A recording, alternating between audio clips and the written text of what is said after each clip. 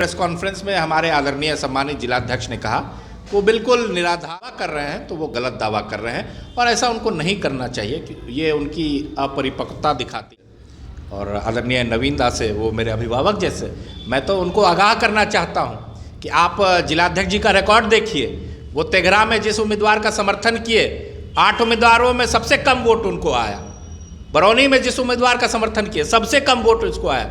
इसलिए मैं उनको आगाह करना चाहता हूं, नवीन दा को, मेरे अभिभावक हैं, कि आप दूर रहिए इनसे, आप अपने दम पे चुनाव लड़िए, आपके भी समर्थन। आप देख रहे हैं द बिहार झारखंड। मैं हूं अमित कुमार।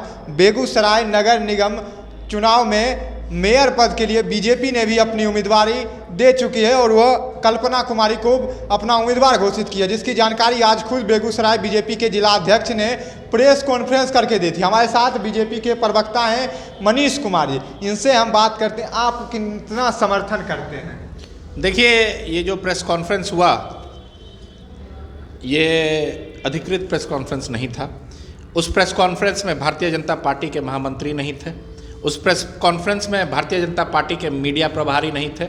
उस प्रेस कॉन्फ्रेंस में भारतीय जनता पार्टी के जिला प्रवक्ता नहीं थे। उस प्रेस कॉन्फ्रेंस में नगर निगम के जो 2 नगर मंडल के अध्यक्ष हैं, वो नहीं थे। तो ये प्रेस कॉन्फ्रेंस अधिकृत कैसे हुआ नगर निगम के फैसले लेने के लिए? इसलिए जो भी प्रेस कॉन्फ्रेंस में हमारे आदरणीय सम्मानित जिलाध्यक्ष ने कहा वो बिल्कुल निराधार है। ऐसा कोई निर्णय नहीं हुआ, कोई मीटिंग नहीं हुआ, ऐसा कोई डिसीजन भारतीय जनता पार्टी में नहीं लिया गया कि किसी अमुक उम्मीदवार को भारतीय जनता पार्टी समर्थन करेगी। और अगर ऐसा वो दावा कर रहे हैं तो वो गलत दावा कर रहे हैं और ऐसा उनको नहीं करना चाहिए कि ये उनकी अपरिपक्वता दिखाती है। शायद वो राजनीति में नए हैं, इसलिए उतना समझ नहीं पाए और किसी दबाव में आके उन्होंने ये निर्णय लिया। अब ये दबाव क्या है ये तो वो ही जाने। शायद मैंने सुना है कि उन्होंने प्रेस कॉन्फ्रेंस में कहा कि मेरे कार्यकाल में नवीन जी अपना प्रतिष्ठान कार्यक्रमों के लिए देते थे, पार्टी के कार्यक्रमों के लिए, इसीलिए मुझे ये करना पड़ रहा है। तो ये बहुत दुखद बात है, निंदनीय बात है कि एक जिलाध्यक्ष जैसे मजबूत पद पे बैठे व्यक्ति को इसलिए किसी का समर्थन करना पड़ रहा है क्योंकि उनके प्रतिष्ठान में भारतीय जनता पार्टी के कार्यक्रम होते थे। तो अगर इस तरह का दबाव है तो ये गलत बात है और जिलाध्यक्ष को इस तरह का प्रेस कॉन्फ्रेंस नहीं करना चाहिए था।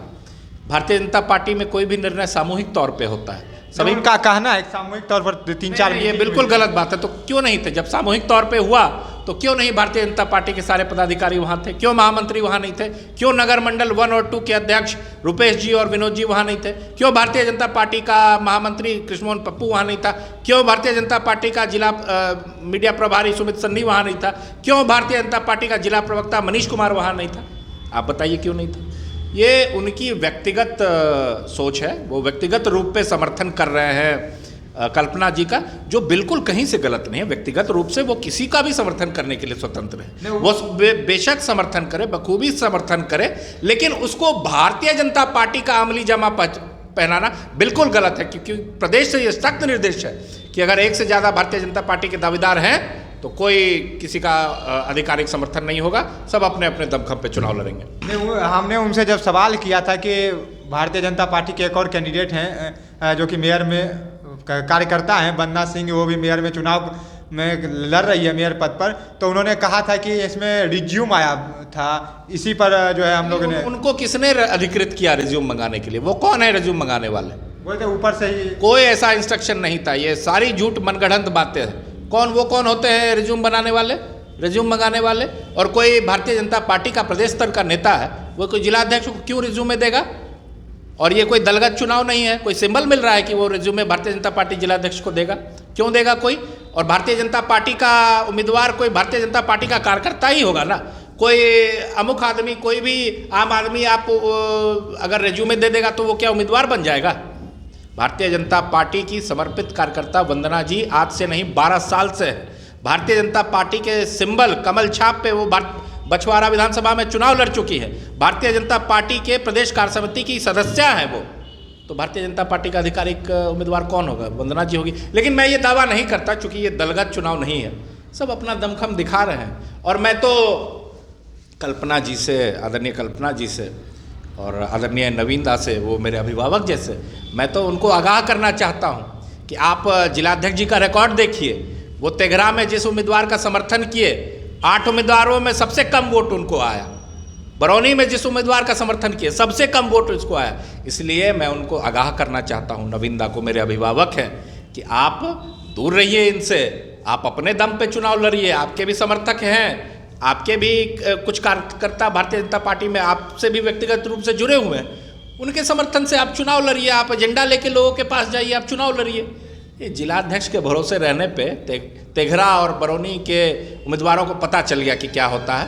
उनको थोड़ा सोचना चाहिए फिर से इस विषय पर। क्या ये नहीं लगता है बीजेपी में इस चीज़ से लेके मतभेद होगा? कोई मतभेद की क्या बात है, दलगत चुनाव है ही नहीं। कोई अब सुबह उठ के कुछ भी कह दे, प्रेस को बुला के कुछ भी कह दे, उसका ये मतलब थोड़ी है कि वो आधिकारिक हो सकता है। जिलाध्यक्ष का आधिकारिक बयान है, वो बोल रहे हैं कि पूरे जिला बीजेपी जो है बेगूसराय। मैं आपको बताता हूँ, यहाँ पे तानाशाही नहीं चलती है बीजेपी में। बीजेपी में कोई भी निर्णय सामूहिक तौर पे होती है। सामूहिक तौर पे बैठ के अगर ये निर्णय होता है कि किसी अमुक उम्मीदवार को समर्थन, तो हम लोग सब भी उस प्रेस कॉन्फ्रेंस में मौजूद रहते हैं। भारतीय जनता पार्टी का महामंत्री, मीडिया प्रभारी, जिला प्रवक्ता, नगर मंडल 1 का अध्यक्ष, नगर मंडल 2 का अध्यक्ष उस प्रेस कॉन्फ्रेंस में मौजूद रहता। आप बताइए, इनमें से कोई पदाधिकारी उस प्रेस कॉन्फ्रेंस में मौजूद था क्या?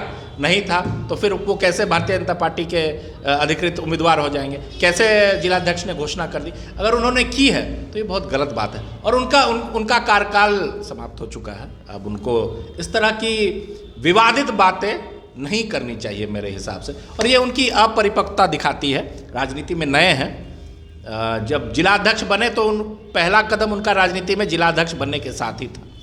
इसलिए वो दाव पेच दबाव की राजनीति नहीं समझ पाए, किसी दबाव में आ गए और उन्होंने ये निर्णय लिया। चूँकि नवीन जी के प्रतिष्ठान में भारतीय जनता पार्टी के सारे कार्यक्रम होते थे और इसी कर्ज के तले दबे हुए थे हमारे जिलाध्यक्ष, तो ये कर्जा उनको उतारना था इस चुनाव में। तो उन्होंने समर्थन, अपना व्यक्तिगत समर्थन देके शायद ये अपना कर्जा उतारने का वो प्रयास कर रहे हैं। इसका मतलब क्या है कि मतलब अगर किसी का कार्यक्रम हो तो कहीं भी होगा तो मतलब उनको समर्थन दे देंगे? वही मैं बोल रहा हूँ कि ये गलत बात है ना। तो नवीन जी ने अपना प्रतिष्ठान पार्टी के श्रद्धा के रूप में दिया पार्टी के कार्यक्रमों के लिए, क्योंकि वो पार्टी के प्रति समर्पित है। लेकिन इसका ये मतलब नहीं है कि यही क्राइटेरिया हो जाएगा किसी उम्मीदवार का चयन करने का। और जब प्रदेश से सख्त निर्देश है कि एक से ज़्यादा दावेदारी होने पे आप किसी का समर्थन नहीं करेंगे, तो फिर जिलाध्यक्ष कौन होते हैं? तो बीजेपी के कार्यकर्ताओं से क्या अपील करना चाहेंगे अभी वहाँ पर? देखिए, मैं बीजेपी के कार्यकर्ता से क्यों अपील करूँगा? मैं आम जनता, सभी आम जनता है, चूँकि ये दलगत चुनाव नहीं है, सभी आम लोग हैं।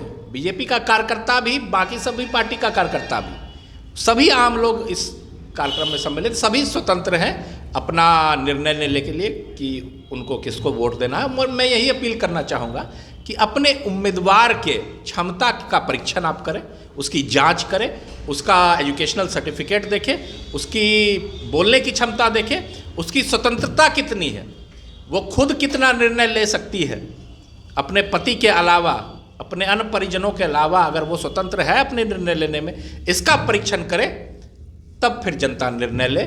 और जब भी वो वोट देने जाए, मतदान केंद्र में जाए, बूथ बक्से के पास जाए, ईवीएम के पास जाए, तो वो ये सोचे कि हमें एक सशक्त उम्मीदवार, एक सशक्त महिला उम्मीदवार, एक सक्षम महिला उम्मीदवार जो अधिकारियों के पास जाके अपनी बात दृढ़ता के साथ रख सके, मजबूती के साथ रख सके, जो बड़े बड़े नेताओं के पास प्रपोजल्स बेगूसराय नगर निगम के सामने रख सके, उनको पास करवा सके, ऐसे महिला को वो चुने।